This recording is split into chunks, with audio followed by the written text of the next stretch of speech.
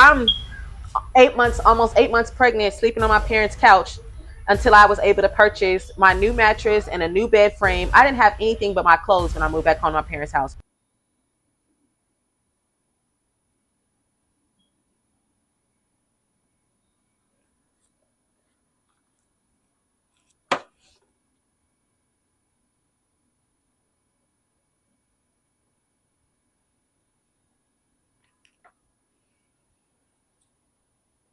Good morning, my beautifuls. How are you doing this morning?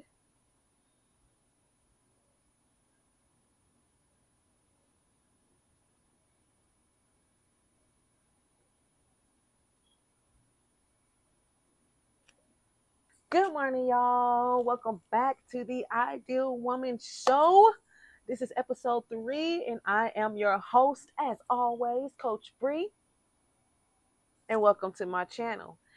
This episode, if you haven't seen by the title, we getting personal this episode. I'm going to open up about some things that literally only my family knows about. So, let's relate together. Let's start this journey. And if you haven't already, go ahead and subscribe to my channel. Because what is you doing?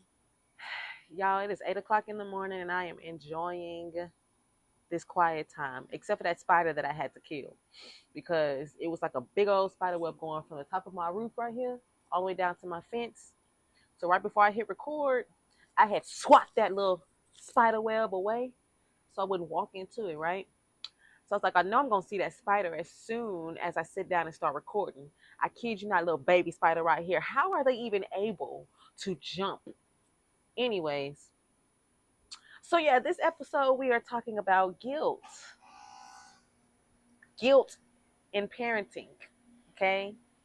And I'm going to tell y'all why this is important to season 2 of You Are More Than Just a Parent. Because like I said, I'm going to get personal in this thing, in this joint, in this episode. So let's go in here and make some breakfast together and get started on this while Shasha is still sleeping. Because this is my morning time where I enjoy the peace and quiet, get some little outside time, some fresh air right before she wakes up. But now it's time to go make breakfast, get my coffee started. If y'all haven't followed me on social media, y'all know my coffee is my mommy crack. And I'm itching. So let's start this journey. Jesus, let me know, but they show no fish. Yeah, say you found it, but she's still gonna hold on. It ain't say you found it, but she doesn't want.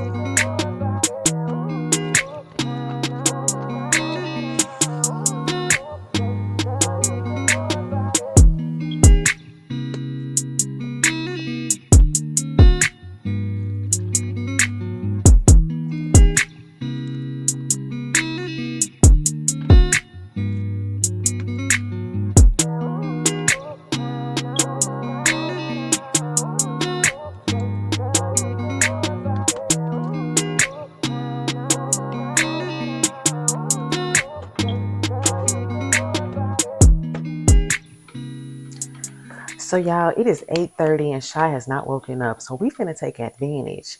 So this episode, like I said, I wanted to talk about guilt. Um, and just like I did in the last episode, I'm gonna give y'all my top 3 that I've experienced so far. And we're gonna talk about it. And if any of y'all can relate to any of my guilts that I'm gonna open up about in this episode, please let's have an open discussion in the comment section. All right. And also give me a little like if you can relate as well. Okay. Don't be stingy. Don't be stingy. So my first guilt that I would say, of course, is everybody's guilt as a parent, is not being on your A game 24/7 all the time, not being on top of things all the time. Let's talk about it, shall we?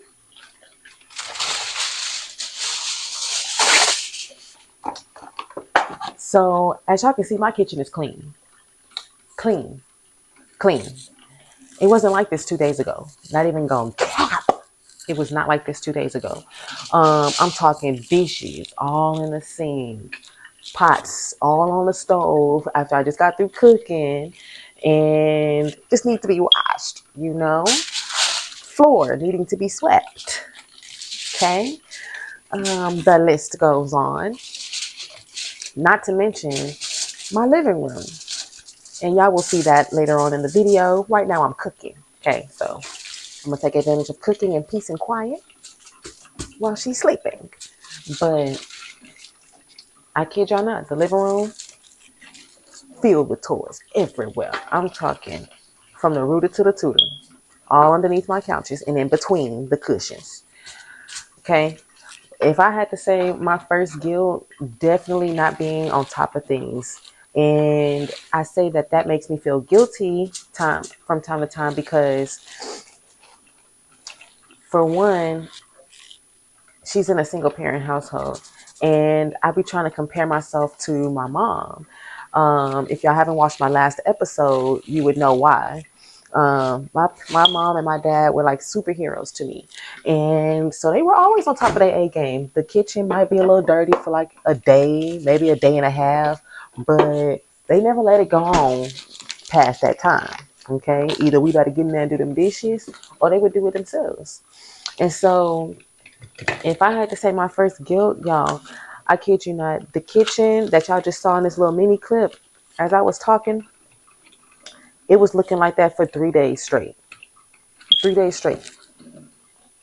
And when I first moved out on my own with my child, in this house, I was on top of everything, and I didn't care how much sleep I lost. I didn't care how tired or drained I was. I would literally be up until like maybe like 1:30, 2 o'clock in the morning, realistically, still cleaning the house because I didn't want to wake up to a dirty house, for one. And two, I didn't want my child waking up to that type of environment. And I didn't want to feel lazy. It made me feel lazy. It made me feel like I was failing because the house was dirty at the end of the day, and I'm going to sleep in a dirty house. Like, it didn't matter that I cleaned. It didn't matter that I cooked. It didn't matter that I finished laundry that day. If the house was a mess, I was beating myself up, honey, beating myself up because the house was a mess. And mind you, again, and I'm not using this as an excuse, but single parent household, you have parents that are successfully running a household together, raising kids together under the same roof, and still have the same issues, the same problems. It's just, I don't know why that is such a huge guilt, but it is. Y'all, I kid y'all not. It got so bad as to where I could have a really good day. I'm talking a great day at work, right? A successful, productive day with my business, strategizing, prepping, getting ready for certain events, editing, a good day of editing. It could be a good, successful day. And I will come home and my house is a mess and I'm in a bad mood. My house is a mess and I feel like a failure, like I'm lazy, like I didn't do nothing worth celebrating for that day. And like I said, I could have done all of that and more. Talk about the guilt, man. Talk about the guilt as to where I couldn't even enjoy the day of what it was because my house was so messy, or because the laundry is clean but I didn't fold it. It's just sitting in the baskets. Not being on my A game. And it took me a while, and I'm not gonna lie, it literally, just like my last episode, it took my therapist to really bring that out of me, to show me like, girl, you are not superwoman. You are human. You are doing all of this on your own. Like, you have to extend grace to yourself. You're not going to always have the house clean. You're not going to always be on top of your A game. There's going to be days that you're going to feel real drained, real tired, and you might have gotten a whole bunch of good stuff done. Don't let the small things like a clean house interrupt your positivity, interrupt your a good day that you're having, and don't let that blindside or take away from all the good that you did throughout the day, just because small tasks like a clean house ain't wasn't completed, or you didn't get to that, you know. And so one of the things that she started suggesting to me was like, cleaning as I go, and still making that time for Brianna, so that I'm not sleep deprived, or I'm not overworking myself and then wondering why I'm drained all the time. Like I said, I was literally up to like 1:30, 2 o'clock in the morning, realistically, cleaning, folding laundry, tired as hell, right? And going to sleep, knowing I have to wake up at 6:30, 7 o'clock to prepare for work, get the house ready, have breakfast ready, as I'm doing now. And right now it's like 8:30, I think. And until I have to clock in for work. And so she literally had to tell me, like, girl, you're going to have days where you're not going to feel like doing anything. And you can't beat yourself up about it because of it. And you can't compare yourself to your parents and how they ran their household growing up, because you're not them. And you can't compare in a situation that they are in versus what you're in. They both had each other to lean on. So if one was not feeling so well, my dad would clean up. If my mom was sick, my dad would take over, and vice versa. My mom, of course, is the nurturer of the house, so she did majority of the housework duties, but if she wasn't feeling good, my dad's gonna get in that kitchen, he gonna clean. We're gonna have some spaghetti and some garlic bread, or he'll make us some good old what's that thing, chicken and mushroom, whatever, chicken and rice, mushroom, that little thing, and whatnot. Those will be his go-to dinners, because he knew he could successfully make them dinners for us, that we would be well fed. And then he would take care of the kids of the house, clean. And when my daddy clean, he clean. Like, he cleans. I'm talking about vinegar and all. And if you don't know about that, man, don't even ask, because it stunk. But it was clean. But it stunk. Smelled like vinegar up and down in the kitchen. But I say all of that to say that she literally had to open my eyes to that of, this is a single parent household.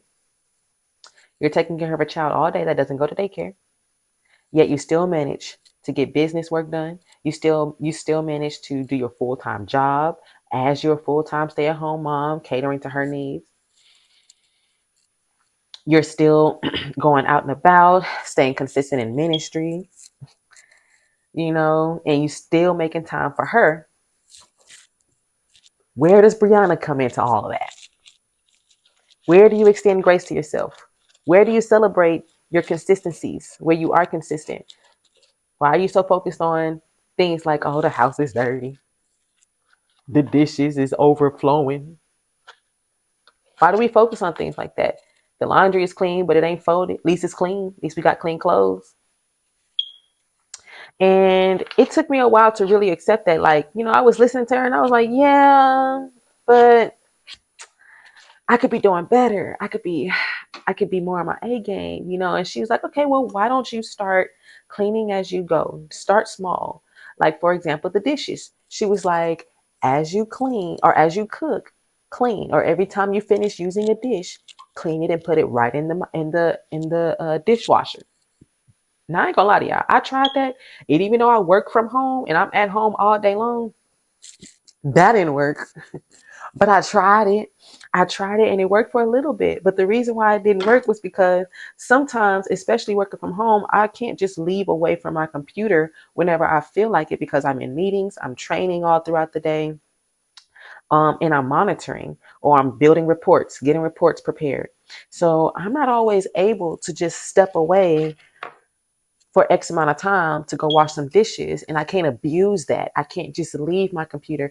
Then on top of that, when I do leave my computer, it's always because I need to potty train Shashai, get her on a potty real quick, because I'm trying to get her off the diaper so I can unsubscribe from the diaper ministry.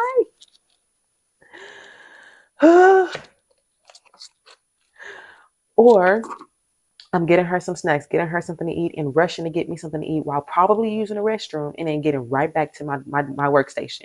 So That didn't work for me. It worked for a little bit of time, but it didn't work realistically. Especially in the position that I am in my job, that didn't work realistically. And so plasticware, it is. But at least I gave it a try. And it did give me some breather at first. I'm not even gonna lie. It did give me some breather, but it just didn't work out for me. So what does work out is plasticware. Okay. So at the end of the day, only thing I really have is major dishes like pots and pans. That's easy. You know, that's easy. And I try to get that done either before or after I put Shasha down for her bedtime. And her bedtime, I boosted it up to 8:45, no later than 9. Okay, that is gracious than what I was having her go to sleep at beforehand. She wasn't going to sleep until like 10:30, 11, which is real bad because that hence the reason why I was up 1:30, 2 o'clock in the morning cleaning the doggone house. It's because my child is on a late bedtime schedule. No, we need some structure. Okay. So now I boosted it up to 8:45, the latest 9 o'clock. And so if I haven't done the dishes before I put her down for bedtime, for nighttime, I'm gonna do it as soon as I put her down. And I'm usually done by like no later than like 9:30ish. So I still have a couple hours until I go to sleep to do things that caters to Brianna while she's sleeping. So yeah, if I had to say my first guilt would be just that, not being on top of things all the time, slacking in certain areas, and then beat myself up about it because it makes me feel like I'm lazy or like I'm not doing enough or a good enough job as a parent. And that can easily make you lose sight of all the good that you have been able to achieve throughout that very day. So if y'all can relate, let me know in the comments. Let's talk about it because I want to know some of the things you started doing to. Oh, I didn't even put the sugar on here. Y'all, I'm making some homemade cinnamon toast this morning. But yeah. So if y'all can relate to that first guilt, number one, that I just opened up to y'all about, y'all, let's have an open discussion about it in the comment section, like for real. Okay, we back. So let's say y'all can't even see my necklace with my name on it. Y'all can't see it no way, but still. But my next guilt that I want to talk about is feeling guilty for choosing things that serves me and me only. Um, Let me give y'all an example. I kid you not, this was like a few weekends ago on a Saturday. And I took Shasha to the mall because I discovered this new place in the mall called Candyland. And if y'all haven't heard about it, Google it, find one near you, and take your baby there. I'm telling you, it's the cheapest kid place you could ever enjoy. Literally, not just your child, but you as well. Because you get to play with your kids. You can sit and watch them if you don't feel like, if you want them to just run around and play on their own. But if you wanted to interact with them and use that time as a bonding time, you could as well. I'm talking about they have playgrounds, them gym areas where you can climb in and out and all of that stuff. It's big enough for the parents as well, intentionally. And so, and when I say cheap, I mean cheap. It is $15 for 1 hour play, but if you want unlimited play, it's just $3 more. $18 for unlimited play. They can be there all day long for 18 freaking dollars. And one parent per child is free. If you have more than one parent coming with that same child, it's just $3 for that parent to come in. They need those grip socks. They don't have to buy the socks from them. If you have your own grip socks, perfect. As long as they have them on, they can go in. And if they don't, they just have grip socks that is just $3. Cheap, bro. When you go into these other places and paying $40, $50 to play for a certain amount of time. Chuck E. Cheese, limited play. Then you got to pay for the pizza and all that. But anyhow, so so I took her to this place. And we went there. We had a play date. So it was her and this other girl's child. Oh Lord, she up. I hear her. I don't know if y'all can hear her because my mic is plugged in, so it should be canceling out her noise. But I hear her loud and clear. She might be coming downstairs quickly. But anyway, so I took her to this place that Saturday, And before that, we had went a little bit of shopping. You know, went to get her some clothes because she's growing so freaking fast. Like I've always heard the saying that kids grow fast and whatnot. She's growling.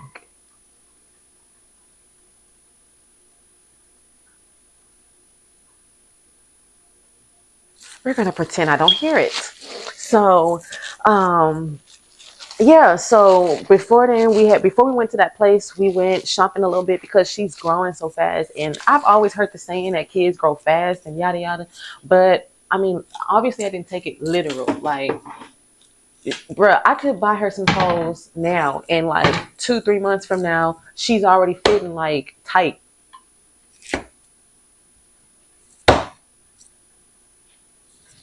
Stay in my pocket. So we went shopping, and then we went to that Candyland place in the mall, and we both played around. It was just me and her. It was supposed to be this baby's girl coming to meet with us, but they ended up not coming because her baby got sick, and so it was just us and whatnot, which worked out perfect because that was time for me and Shasha to really bond. And she was playing with other kids as well, but she kept preferring mommy. She was like, "Mommy, come on, mommy, come on." So I was like, okay, well, this is a time that I can use that she's not with mommy while mommy's working, because again, she don't go to daycare. So I was like, okay, mommy's not working today and I'm here with her. Why not go play with her? Because low-key, I did want to sit down and just watch my baby play and have fun, but she asked for mommy. So what was I gonna say? No, I'm gonna go play with my baby. And I ended up having a really good time because I'm a big kid at heart. So I had fun regardless. Good morning, sunshine.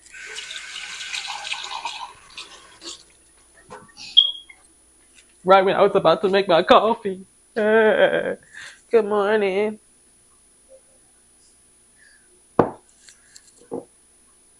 What? Why are you whispering?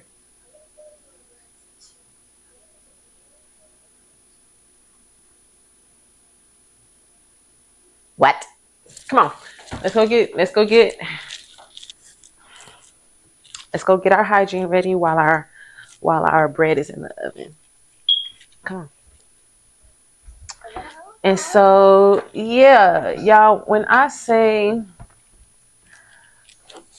we did shopping, went to Candyland, and then after that, we went to her Gigi's house, let her play with her Gigi for a little bit.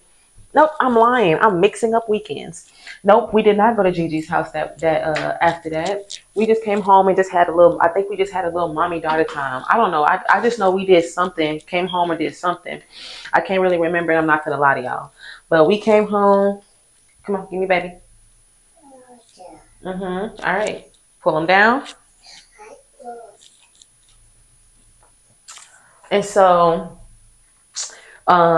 we did something the rest of the day, but it was just me and her. I will say that it was just me and her. And I think we just came home and watched a movie for the rest of the time. And I think I was cooking that day as well. Plus we was there for some hours. So after that, I know for sure we walked the mall. After we played, we walked the mall, and we definitely we went to Cinnabon after we played so that she could have her little, a little treat and whatnot. And then we went home, and yeah, we just watched movies the rest of the day. And so after that, I got her in her bath, put her down for her bedtime, and hey, why are we playing? Sit on the potty.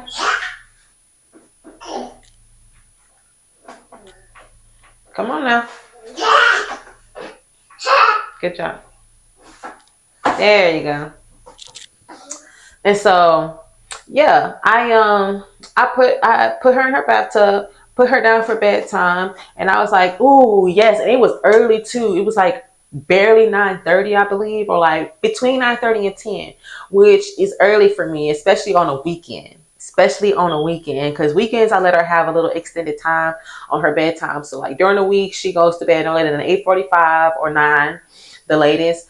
But weekends, I let her extend it to 10. That's her time where she can still play around, jump around, chill with mommy. We usually use weekend nights to watch movies anyway, or something small like playing a game together, or I don't know, just interacting with each other around the house, getting the house dirty, right?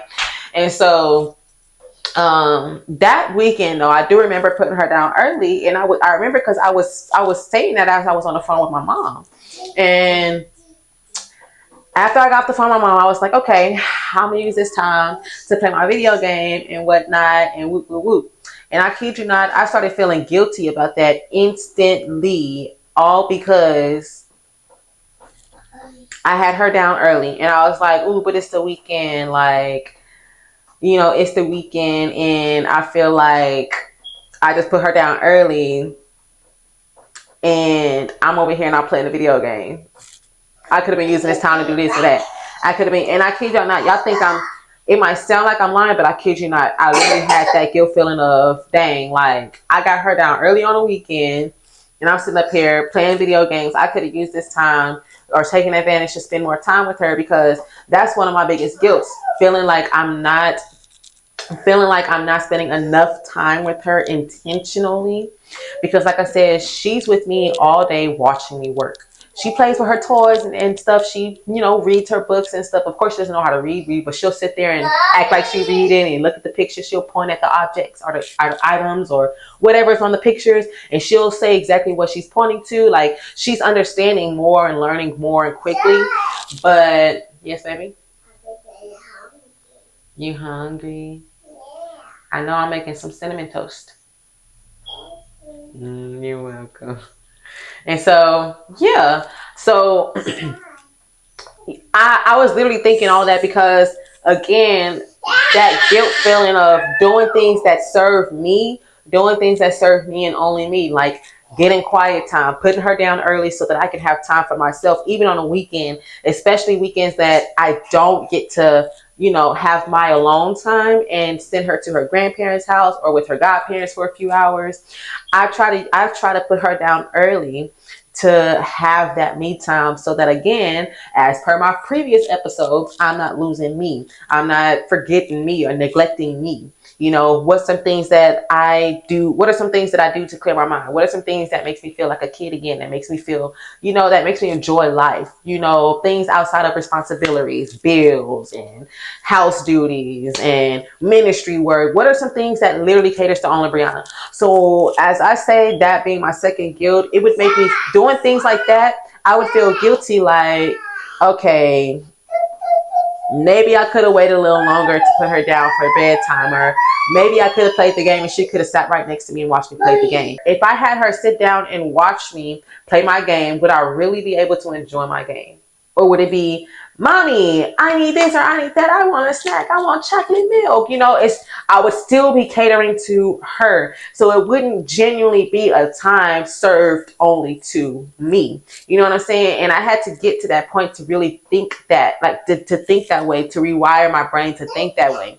So I'm going to give y'all one more example of what I mean when I say when I do things that serves Brianna and Brianna only, not Brianna and Shy Shy. And again, sad that I have to make this disclaimer, but it doesn't mean I love my child any less. It just means that I'm reclaiming parts of me back. I'm not neglecting myself anymore. And so another example I'll give y'all for serving Brianna that made me feel guilty was, I kid y'all not, it was this one weekend, and her godparents, they had just bought her some clothes, brought it to me on Sunday and whatnot. That same weekend, the Saturday before, me and my mom, we was at the store. We was buying some clothes. She had got her some clothes, and so did I. So she had got clothes from three different areas. Me, my people, and her godparents. And I kid y'all not, I'm at the store and I'm looking for some outfits. Now I'm just shopping for myself. I wouldn't get nothing else for Shy. She'd already got her some shoes, some socks, some clothes, some nice little summer outfits. All of these things she had just got. So mind you, I'm now shopping for myself, and I'm only looking for things. Now I'm in a budget. Mommy's on a budget. So I went and I found me two outfits that I really liked, and I was like, you know what? I'm gonna stop it here, because again, I was at this store that sells very cute stuff for cheap prices, discounted prices. So I'm sitting up here and I feel like a kid again, because I can't tell y'all the last time I went shopping for myself. God honest truth. I can't tell you the last time I went shopping for myself. And so Here, mama, put your foot through. Come on, put your foot through. And so as I was shopping for myself, I was like, all right, you know what? I'm gonna get these two outfits right here. And I'm feeling cute. I'm feeling ready. I'm feeling excited. Like, oh, I can't wait to wear this. I think I'm gonna wear this on this day. I don't want to wear this until I'm in this type of environment or atmosphere. Or if I do decide to get out the house next weekend, I'm gonna wear this, you know, and it's gonna be nice and sunny outside. I'm gonna bake out. You can't tell me nothing, right? And so, come on, get to the wall.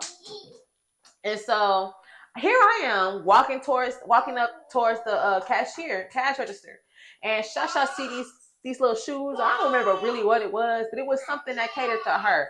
And here, touch the wall. And all right, pull them up. And I kid y'all not, we're walking towards the cashier, and she sees something that catered to her. I can't really tell y'all what it was. I don't know if it was shoes. I can't remember. I think it was something that catered to her, though. Something real girly. It might have been a backpack or some My Little Pony something. I don't know. I don't really remember specifically what she was pointing at, but she saw it and she was like, "Mommy, I want it." And I was like, "No, you got plenty of new stuff today. I'm not getting it. Mommy's on a budget. The rest of this budget is going to moi, right?" And instantly I started feeling guilty. Of course, she did her whole little spiel like kids do, crying, throwing the temper tantrums to get her way. Come on, let's wash your hands. Y'all, my bad. I had to hurry up and get her finished so that I can check my bread because I was smelling it. And I was like, ooh, I don't want to burn my bread. But yeah, I kid you not. And so as I was telling her no, of course she was doing her little whine and her little spiel of crying and stuff. And I had to really like internalize that, because for a minute I was like, okay, let me just go ahead and give it to her. Let me go ahead and buy it for her. But then I had to remind myself, like, no, she literally just got a whole bunch of new stuff. Like a whole bunch of new stuff. And so no, I'm not finna buy her something else just because she's whining about it. This is mommy's time. And even though I'm shopping for mommy with my baby with me, I have to learn how to say no. And that made me feel very guilty. Like, dang, I could be sacrificing this for, I am on a budget, yes. And yes, she just got some more stuff, but, she probably needs it more than I do.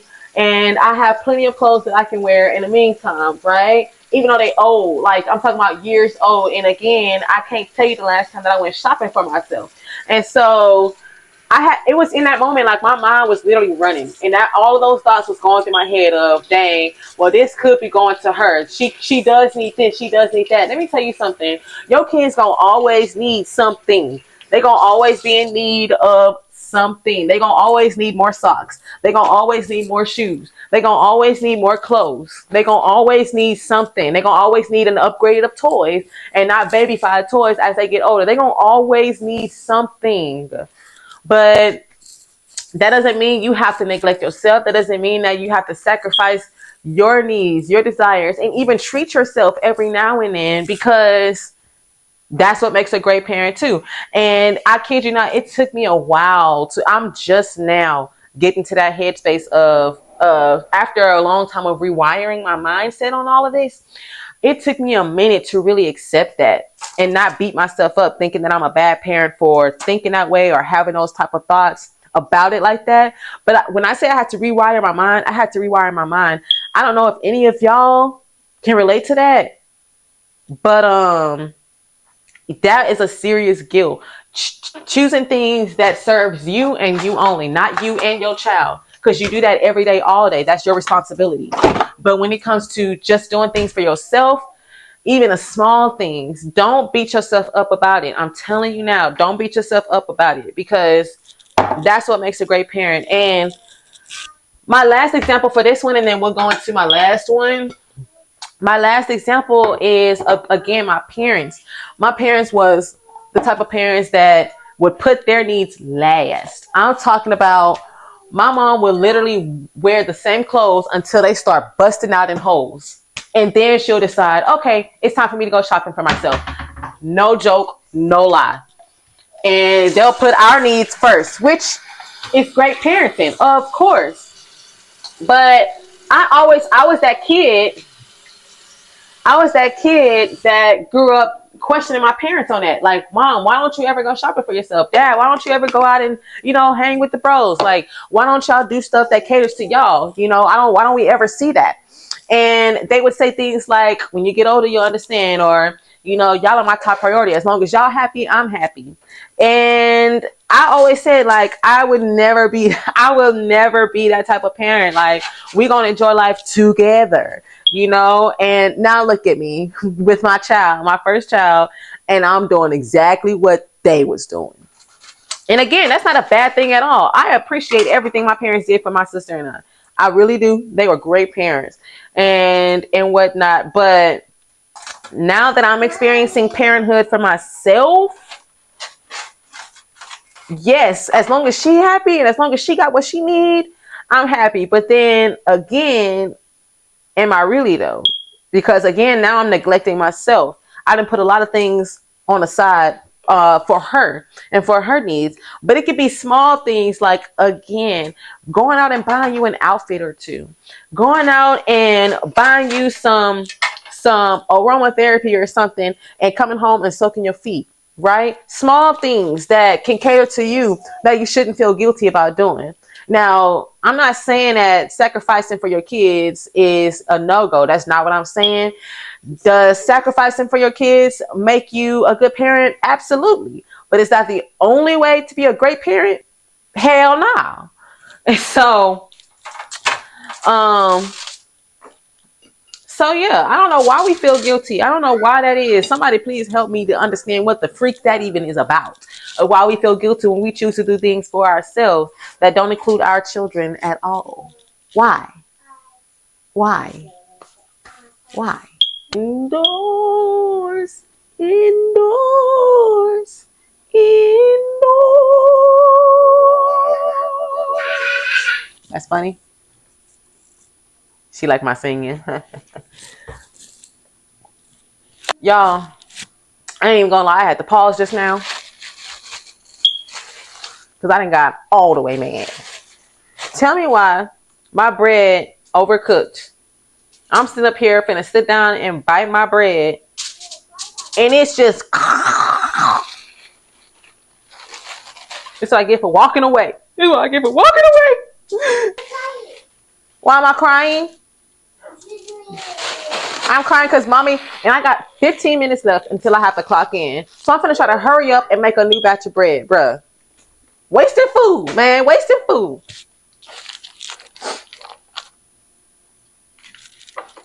I need to make my coffee.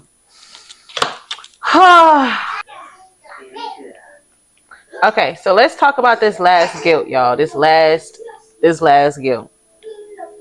I saved the best for last because, like I said, we're going to get personal. And even though I've gotten personal, this is about to get very, very personal.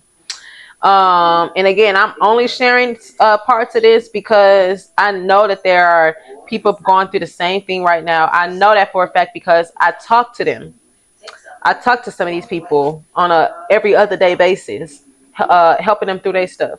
And so my last guilt here is regarding family, right? The guilt of family. And what I mean by the guilt of family is keeping her away from certain family members. And this is a major guilt for me, simply because it was a major guilt to carry. I'll say like that. Very heavy because at one point in time, the guilt made me feel like I was robbing her of something, right? Like I was the one robbing her of a chance at something. But I had to really come to realization. And again, I took advantage of therapy and prayer on this one. I'm not even finna cap to y'all. Like, nothing I say is a lie anyway. And I come on here and I be very honest and real. Because again, I'm not perfect.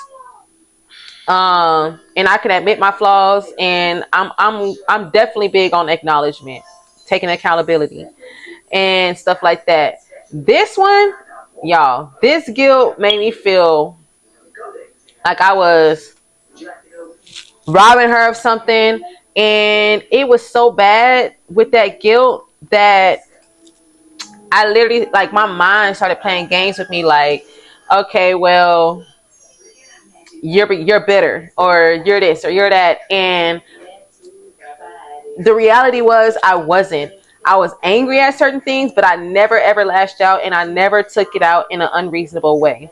Everything that I did was justified. Everything that I am doing is justified. So when I say taking her, keeping her from certain family members, that's on both my side of the family and her father's side of the family. Um, and the reason why I say that is because it's, for me, it's not about being petty. It's about inconsistencies, and it's about pride, and it's about certain character, and it's about certain character traits, certain behaviors that I don't agree with, certain behaviors that I would never allow my child to be around, just because you're blood. Just because you blood. And I think, honestly, and I think that's where families get that twisted. I don't care, and my side of the family can testify, because they don't have no special treatment with me. I treat them the same way that I treat her father's side of the family, and that is a truth. That ain't no lie. And what I mean by that is, just because families take that very, like, just because you're blood, just because you are family, doesn't mean you're obligated, and doesn't mean you have automatic access. It doesn't. And for me, it was hard for me to truly accept that, like, without putting myself in a draining situation of trying to be the bigger person, trying to be mature. When they were inconsistent, it was more so of a pull and of a drain than of giving. It was not. It was there is no. So what was lacking was trust. What was lacking was a safe place to include them in certain things. And I'll tell you why. Like I said, we're going to get a little bit personal. I'm not going to tell everything, but I'm going to tell majority. And so one of the things that I had to deal with her father's side of the family, and a little bit of mine, was certain character traits and behaviors that were absolutely unacceptable. I became a single parent before she even came into this world. I made that decision to come back home and to live with my parents because of how certain things were taking place within the relationship. The entire time that we were together, I was on my own with every doctor's appointment. And that's not just for the appointment, like physically showing up for the appointments, but that was financially too. Even while I was with her father, I was taking care of every single appointment bill, like as if I created this child on my own, like as if I got pregnant on my own. This is even while we were together, living together and whatnot. No help in that area whatsoever. And so, with that being said, it was just a lot of things that were taking place in a relationship that I could not. I refused to keep myself in that environment. And it was becoming draining, toxic, very negative.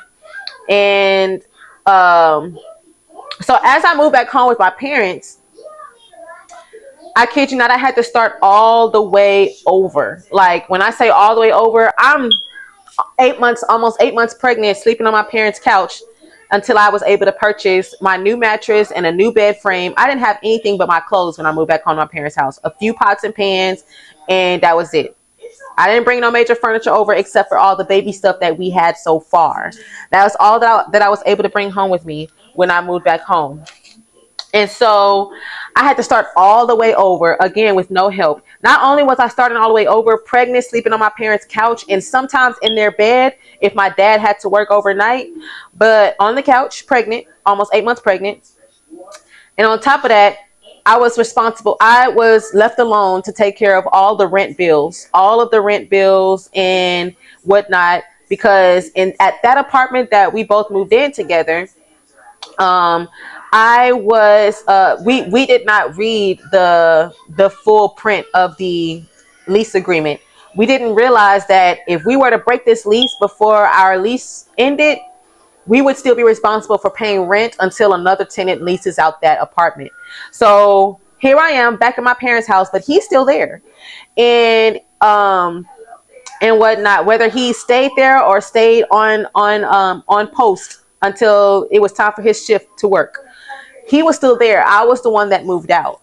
And even with that being said, not only was I still paying for all of my doctor's appointments on my own, but now I'm left alone to pay all the rent, um, all of the financial responsibilities that we both jointly agreed upon and moved in together to do. No lie. Is my mic still on? Okay. No lie. And so that was major eye opening for me to start off with, because we already had this issue while we were together, but now that I'm by myself, you're the one that's still living in this crib.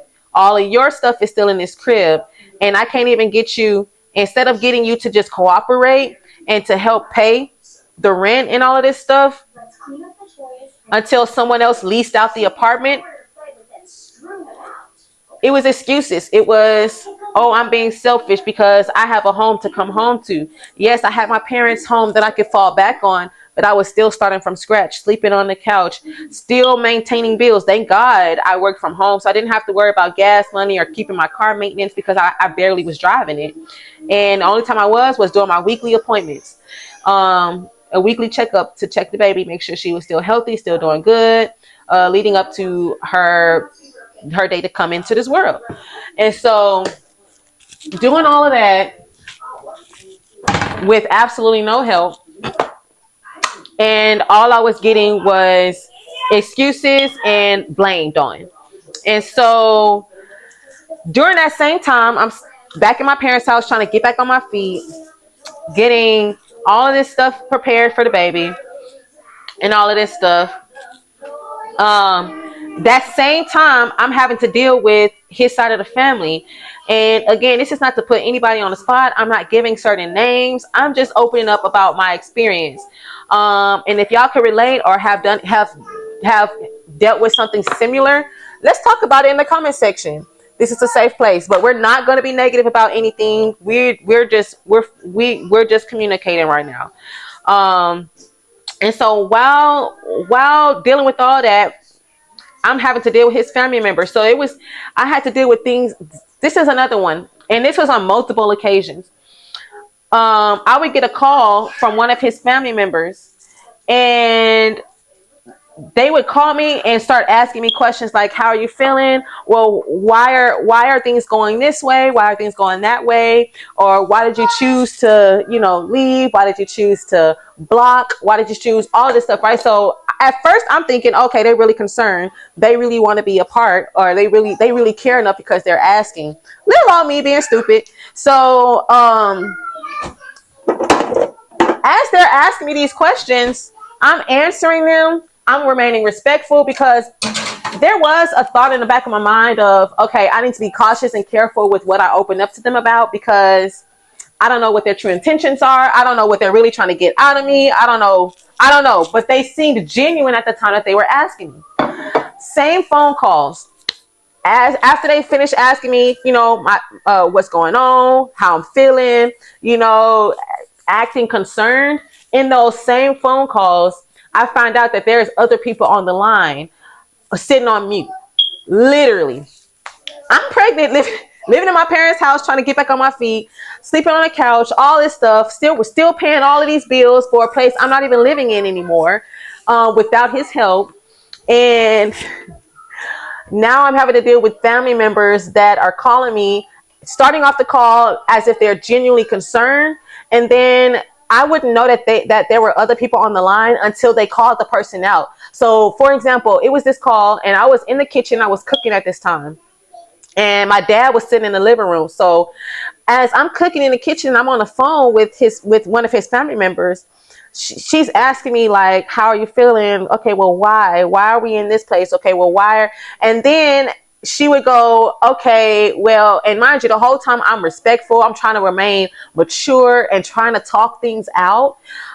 with people that I thought were trying to genuinely talk things out with me. No. So as she's finished asking all these questions, here she goes. She goes, well, such and such is on the phone right now, and yada yada yada yada yada. And I would go, wait a second. So this whole time that we've been talking, and you've been trying to get understanding and trying to dispense care as if you genuinely care, you setting me up to now get tag team. So now, as soon as she called him out on the phone, she's like, well, such and such is on the phone, and yada yada yada. So I'm sitting here and I'm just remaining quiet, because one thing I learned: the more you remain quiet and allow people to talk and to carry on, the more you'll get out of a person and really see their true characters. And so hey, did you finish your food? Let me see. No, you still got some oranges. The bread is almost done, okay? Okay. So while so yeah. So after she calls this person out on the phone, they didn't took themselves off of mute and whatnot. Here she goes, and she says this without, because the conversation was never about what will I do or anything like that. She was just genuinely asking me genuine questions that you think were genuine, like, how are you feeling? Okay, well, why did you block? Or why was this? Or why was that? Okay, well, and then when she called him out on the phone and he, made his grand announcement on the phone finally, here she goes putting words in my mouth. She was like, okay, well, Brianna's going to do this and Brianna's going to do that. Brianna never said any of those things. And so now I'm dealing with manipulation and certain behaviors that are just like, are you serious? Like, I never said that I was going to do this. You called and I'm thinking that you just trying to get understanding and then you put me on the spot with people on the phone that you didn't tell me were on the phone prior to us beginning the conversation. And so as soon as she said that and she was like, Brianna's going to do this or Brianna's going to do that, I instantly cut her off. And I was like, no, Brianna's not going to do this, because Brianna didn't say she was going to do this. And I, right hand on the Bible, that's exactly how I said it and exactly how I stopped that communication quickly. And as soon as I said that, I kid you not, here he is on the other line. And he starts going off. This is exactly why, man, see, victimizing himself. So this is exactly why I don't do this. This is exactly why I don't do that. Yada, yada, yada. So I instantly hung up. And if I'm lying, I'm dying. That was not the first time that I experienced that with his side of the family. And it got to a point as to where, like, I had to cut all communication off. Now, of course, since then, of course, I've had my child and things have been a little different. They don't communicate at all unless it's to their convenience. So like, and vice versa with my side of the family. There's certain family members that I don't hear from at all unless it's convenient for them. And so it's definitely not one-sided. But yeah, I wouldn't hear from them at all unless it was literally convenient for them. And what I mean by that is it could be Mother's Day weekend. Oh, hey, how are you doing? I'm just checking on Shy Shy. Can you tell her such and such said, hey? Oh, hey. And if I don't respond, and I haven't been responding lately because I don't want to respond until I'm ready. And it'll be stuff like that. Oh, hey, such and such is having a birthday and I wanted to have Shy over. Why? When was the last time you actually called and checked to see how she's genuinely doing and what she needs? When was the last time you genuinely checked on the mother of the child who is taking care of her every day, all day, nonstop? Genuinely, without negativity and without manipulative tactics. When was the last time I felt safe enough? So now when I say keeping her away from certain family members, it's because of those reasons. It's because you have certain behaviors and traits that I don't feel safe enough to let her go spend a night at your house. And same with my family. Again, this is not one-sided. And so let me check on my bread. Hold on.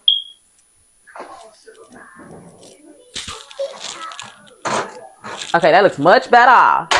And so I kid you not, now I've been dealing with those same family members because, of course, now she's here. She's here in the world. Now I'm dealing with those same family members, and I'm getting huge paragraphs, text messages about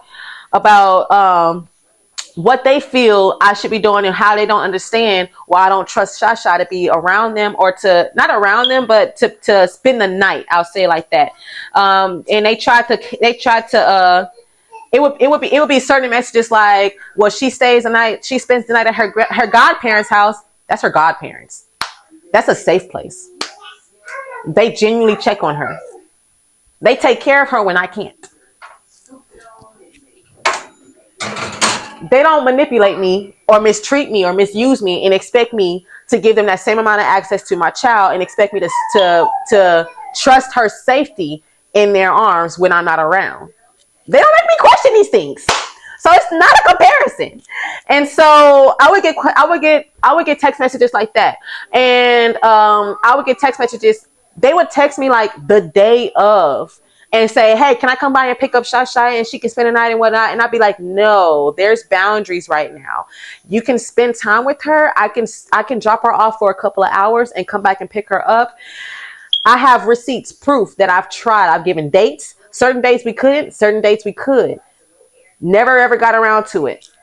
So it's like, even with the boundary set in place, and even with me still being open-hearted with them still spending time with Shai, but just not as to where she's spending the night and all that stuff, not yet.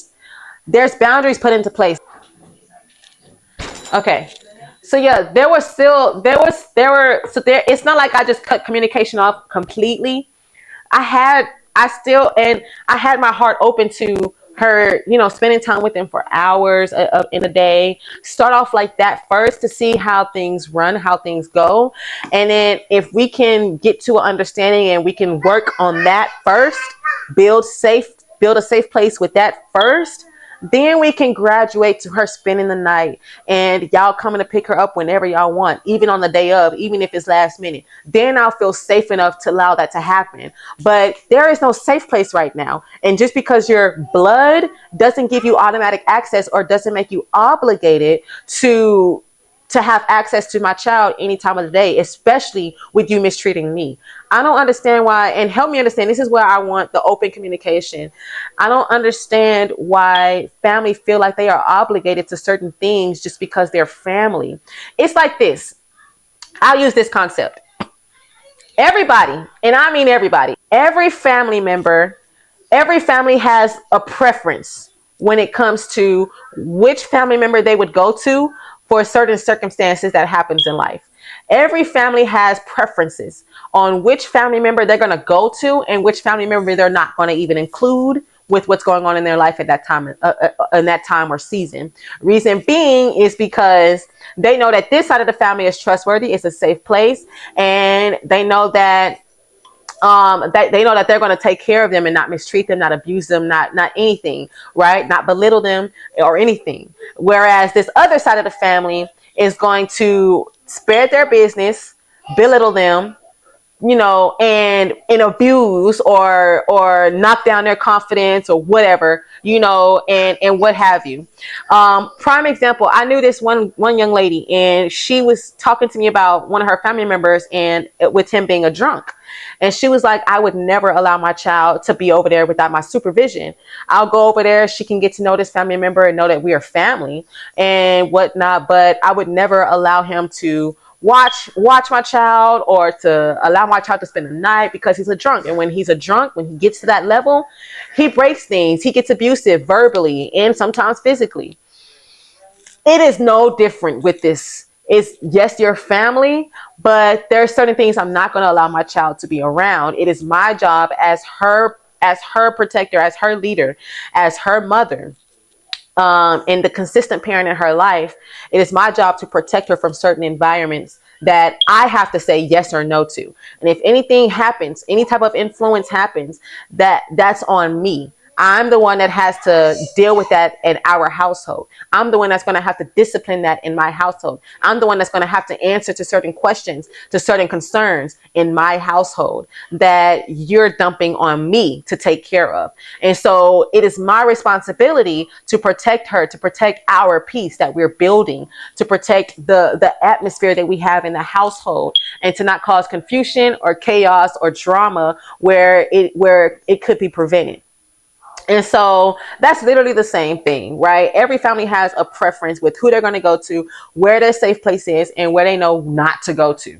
There's no difference. And for people who try to make it seem like, well, you have to, y'all have to make it work because y'all are family and stuff. I'm all for that, but it takes two to make it work. And if it's just for society today to expect the parent to be the bigger person all the time, or to sacrifice all the time, and to just give, that shame on you for that. Shame on you for that. Because